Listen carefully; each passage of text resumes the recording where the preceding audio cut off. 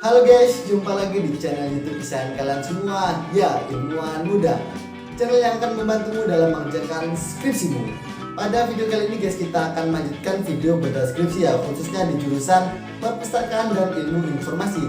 Dan di bab ini adalah lanjutannya, yakni di bab 2-nya, yakni bab tinjauan pustaka. Jadi buat kalian yang belum nonton video bab satunya, tonton dulu agar nyambung di video pembahasan kali ini. Oke, langsung saja saksikan yang satu ini, cekidot.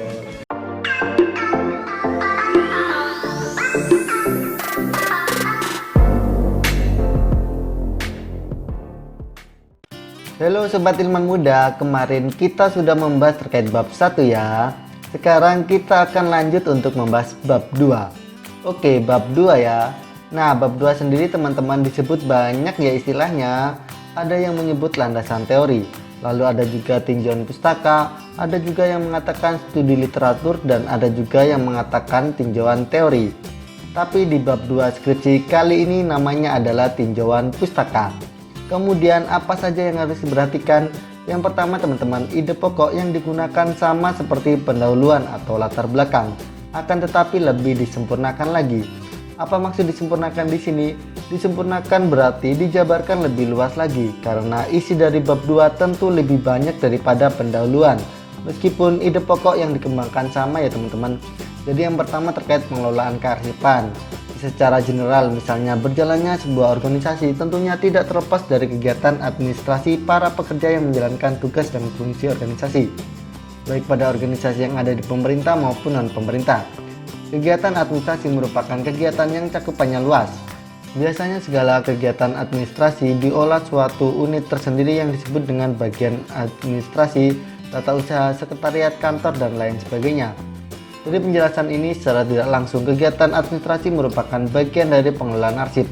Pengelolaan arsip juga mengandung proses penyusunan dan penyimpanan surat menyurat, formulir, dan dokumen lainnya. Kemudian dikerucutkan lagi ya teman-teman ke teori daur hidup arsip. Pada hakikatnya, pengelolaan arsip merupakan kegiatan yang dijadikan suatu sistem yang memiliki banyak unsur-unsur yang saling berhubungan. Kemudian membentuk daur hidup arsip atau life cycle of record. Dalam pengelolaan arsip tentunya harus sesuai dengan standar-standar terkait pengelolaan arsip. Salah satunya yaitu NSPK, yakni Norma Standar Prosedur dan Kriteria yang ada di kearsipan. NSPK merupakan kebijakan mengenai ketentuan peraturan perundang-undangan yang ditetapkan sebagai pedoman dalam penyelenggaraan pengelolaan arsip. Peraturan NSPK kearsipan yang paling umum digunakan yaitu Undang-Undang Nomor 43 Tahun 2009. Sehingga di setiap organisasi dalam pengelolaannya harus memiliki standar kearsipan yang dijadikan pedoman. Begitu juga pengelolaan arsip yang ada di Kejaksaan Negeri Kota Batu atau Kejari. Jadi di sini sudah mulai masuk ke studi atau lokasi penelitiannya ya, yakni Kejaksaan Negeri Kota Batu. Bisa ditambah juga penjelasan seperti Kejaksaan Negeri Batu ini memiliki peranan sebagai lembaga pemerintahan yang melaksanakan kekuasaan negara di bidang penuntutan serta kewenangan lain berdasarkan ketentuan peraturan perundang-undangan.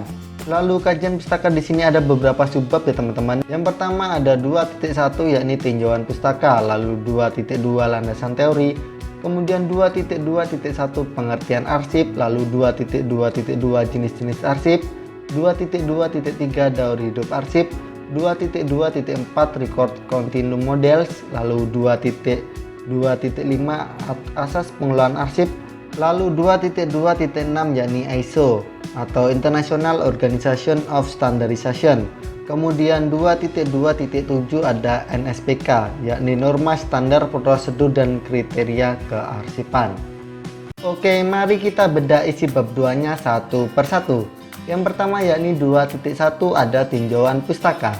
Arsip memiliki peran yang sangat penting dalam berbagai kegiatan seperti kegiatan administrasi dalam organisasi dan juga dalam kehidupan sehari-hari. Pengelolaan arsip pada suatu instansi sangat penting dilakukan sehingga banyak penelitian terdahulu yang membahas mengenai pengelolaan arsip.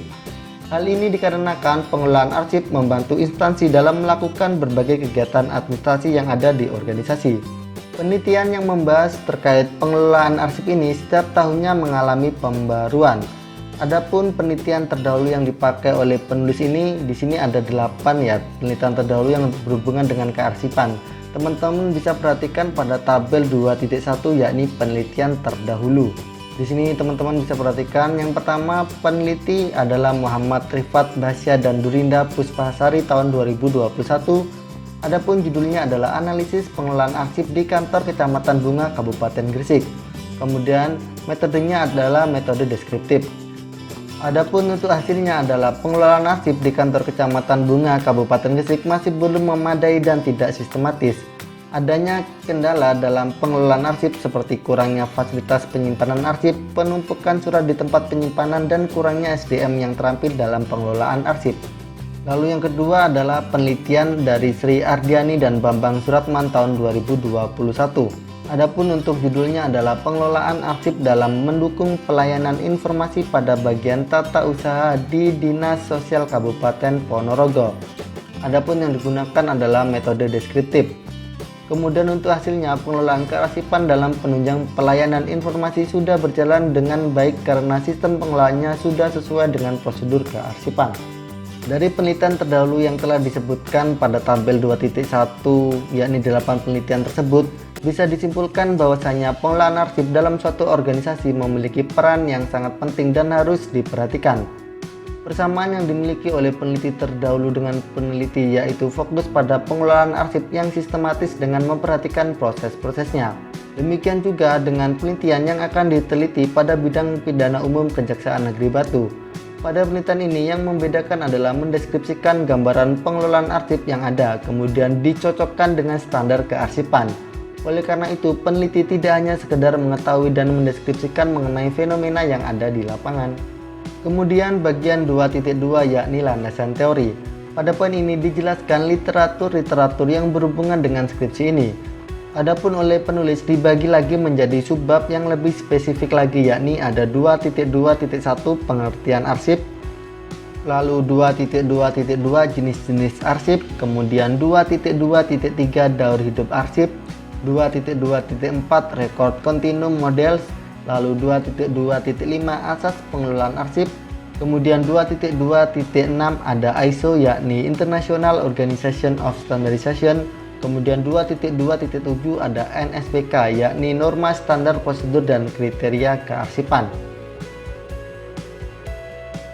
Lalu langkah kedua yang harus diperhatikan adalah subbab disusun dari umum ke khusus. Teman-teman jadi harus mengarah kemana? Ke fokus penelitian. Jadi pertama terkait pengelolaan kearsipan. Secara umum misalnya berjalannya sebuah organisasi tentunya tidak terlepas dari kegiatan administrasi para pekerja yang menjalankan tugas dan fungsi organisasi baik pada organisasi yang ada di pemerintah maupun non-pemerintah. Kegiatan administrasi merupakan kegiatan yang cakupannya luas. Biasanya segala kegiatan administrasi diolah suatu unit tersendiri yang disebut dengan bagian administrasi, tata usaha, sekretariat, kantor, dan lain sebagainya. Lalu dikerucutkan lagi ke teori daur hidup arsip. Pada hakikatnya, pengelolaan arsip merupakan kegiatan yang dijadikan suatu sistem yang memiliki banyak unsur-unsur yang saling berhubungan. Kemudian membentuk daur hidup arsip atau life cycle of record. Dalam pengelolaan arsip tentunya harus sesuai dengan standar-standar terkait pengelolaan arsip. Salah satunya yaitu NSPK atau Norma Standar Prosedur dan Kriteria yang ada di kearsipan. Peraturan NSPK kearsipan yang paling umum digunakan yaitu Undang-Undang Nomor 43 Tahun 2009. Sehingga di setiap organisasi dalam pengelolaannya harus memiliki standar kearsipan yang dijadikan pedoman. Begitu juga pengelolaan arsip yang ada di Kejaksaan Negeri Kota Batu atau Kejari.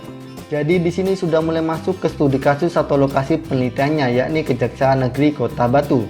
Lalu poin yang ketiga teman-teman, langkah ketiganya adalah tiap subbab dapat terdiri dari beberapa referensi penunjang. Jadi di sini satu paragraf itu bisa terdiri dari lebih dari satu referensi ya teman-teman.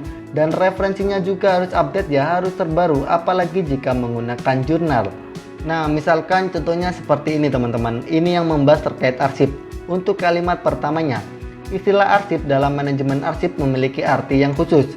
ARMA Internasional yakni An Association for Information Management Professionals mendefinisikan arsip sebagai informasi yang disimpan terlepas dari media ataupun karakteristiknya, dibuat atau diterima oleh suatu organisasi yang mana menjadi bukti-bukti kegiatan dan memiliki nilai yang memerlukan penyimpanan untuk jangka waktu yang ditetapkan.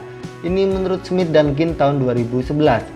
Lalu yang kedua ada kalimat lagi tentang arsip, yakni Pengertian arsip sendiri pernah dijelaskan oleh The International Standard Organization atau ISO 15489.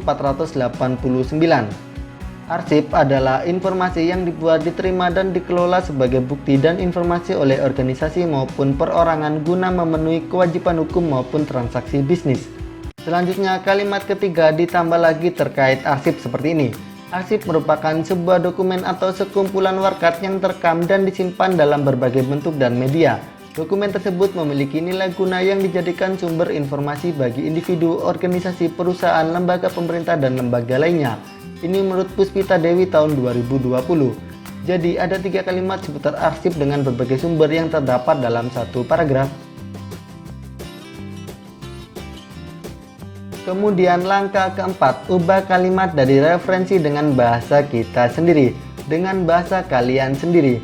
Jadi tidak boleh mengubah isi, keuntungannya bisa mengurangi plagiasi. Nah oke, langsung saja teman-teman, contohnya kalimat seperti ini ya. Tentang arsip ada 2 kalimat. Yang pertama, arsip adalah informasi yang disimpan terlepas dari media ataupun karakteristiknya, dibuat atau diterima oleh suatu organisasi yang mana menjadi bukti-bukti kegiatan dan memiliki nilai yang memerlukan penyimpanan untuk jangka waktu yang ditetapkan. Ini menurut Smith dan Kin tahun 2011. Lalu kalimat keduanya, arsip merupakan sebuah dokumen atau sekumpulan warkat yang terekam dan disimpan dalam berbagai bentuk dan media. Dokumen tersebut memiliki nilai guna yang dijadikan sumber informasi bagi individu, organisasi, perusahaan, lembaga pemerintah, dan lembaga lainnya. Ini menurut Puspita Dewi tahun 2020. Oke, 2 kalimat ya. Langsung saja kita ubah kalimat pertamanya menjadi arsip ialah berita yang disimpan terlepas dari media ataupun sifatnya, diciptakan atau diperoleh oleh sebuah organisasi yang mana menjadi bukti-bukti aktivitas dan mempunyai nilai yang membutuhkan penyimpanan dalam jangka waktu yang ditetapkan. Ini menurut Smith dan Kin tahun 2011. Lalu kalimat keduanya jadi seperti ini. Arsip adalah suatu dokumen atau sekumpulan surat yang terdokumentasikan dan disimpan dalam bermacam media dan bentuk. Dokumen tersebut mempunyai nilai guna yang dijadikan sumber informasi oleh individu, organisasi, perusahaan, lembaga pemerintah, dan lembaga lainnya. Ini menurut Puspita Dewi tahun 2020.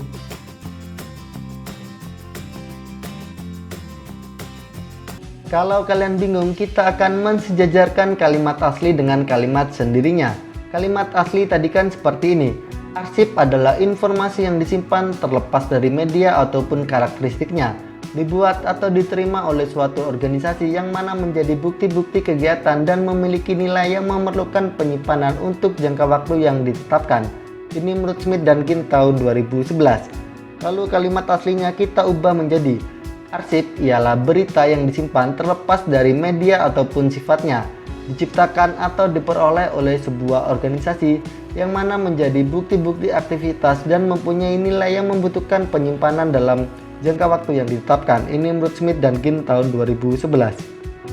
Coba diperhatikan ya teman-teman. Di sini arsip adalah informasi. Adalah kita ubah ialah, kemudian informasi kita ubah menjadi berita. Kemudian ataupun karakteristiknya, karakter kita ubah menjadi sifatnya, kemudian dibuat kita ubah menjadi diciptakan atau diterima. Di sini diterima kita ubah menjadi diperoleh oleh suatu organisasi, suatu kita ubah menjadi sebuah, kemudian yang mana bukti-bukti kegiatan dan memiliki nilai ya. Di sini kegiatan kita ubah menjadi aktivitas dan memiliki kita ubah menjadi mempunyai nilai yang memerlukan di sini kita ubah menjadi yang membutuhkan penyimpanan untuk jangka waktu ya. Di sini untuk kita ubah menjadi dalam, jadi dalam jangka waktu yang ditetapkan.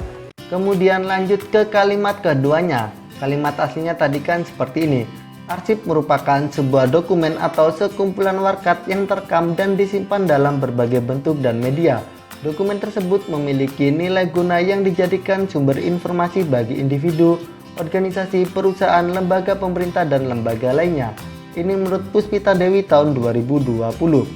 Lalu kalimat sendiri, kalimat kalian sendiri menjadi seperti ini. Arsip adalah suatu dokumen atau sekumpulan surat yang terdokumentasikan dan disimpan dalam bermacam media dan bentuk. Dokumen tersebut mempunyai nilai guna yang dijadikan sumber informasi oleh individu, organisasi, perusahaan, lembaga pemerintah, dan lembaga lainnya. Ini menurut Puspita Dewi tahun 2020. Coba diperhatikan ya teman-teman, di sini arsip merupakan sebuah dokumen, merupakan kita ganti menjadi adalah, kemudian sebuah kita ubah menjadi suatu, kemudian sekumpulan warkat, warkat di sini kita ubah menjadi surat, yang terekam, terekam di sini kita ganti menjadi terdokumentasikan, dan disimpan dalam berbagai bentuk dan media. Di sini kita ubah menjadi dalam bermacam ya, berbagai kita ubah menjadi bermacam, kemudian bentuk dan media kita balik di sini menjadi media dan bentuk. Dokumen tersebut memiliki nilai guna. Di sini memiliki kita ganti menjadi mempunyai. Kemudian yang dijadikan sumber informasi bagi individu organisasi, di sini bagi kita ubah menjadi oleh. Kemudian individu organisasi sebenarnya itu juga bisa dibalik sih teman-teman, dan lembaga lainnya. Ini menurut Puspita Dewi tahun 2020. Jadi intinya teman-teman, parafrase adalah penyajian kembali atau penulisan ulang sebuah konten atau pernyataan yang telah dibuat oleh orang lain dengan menggunakan kata-kata sendiri tanpa mengubah maknanya. Kita bisa mengganti katanya menggunakan sinonimnya, dan kita juga boleh merubah susunan katanya asalkan dengan catatan tidak boleh mengubah maknanya. Jadi harus tetap mempertahankan inti yang disampaikan dari referensi yang kita gunakan. Seperti itu teman-teman, semoga dapat dipahami. Nah, bagaimana guys? Itu tadi adalah penjelasan terkait video bab 2 ya, yakni bab tinjauan pustaka di jurusan Perpustakaan dan Ilmu Informasi. Buat kalian yang masih bingung atau ada yang ingin tanyakan, jangan sungkan-sungkan, langsung saja tanyakan di kolom komentar di bawah ini. Dan apabila menurut kalian video ini bermanfaat, jangan lupa untuk like, komen, dan share video ini ke teman-teman kalian semuanya. Oke, cukup sekian dari Ayang. Salam dari kami, salam ilmuwan muda. Halo guys, jumpa lagi di channel YouTube kesayangan kalian semua, ya, Ilmuwan Muda. Channel yang akan membantumu dalam mengerjakan skripsimu. Pada video kali ini guys, kita akan melanjutkan ya video box. Pada video kali ini guys, kita akan melanjutkan video bedah skripsi ya, khususnya di jurusan Perpustakaan dan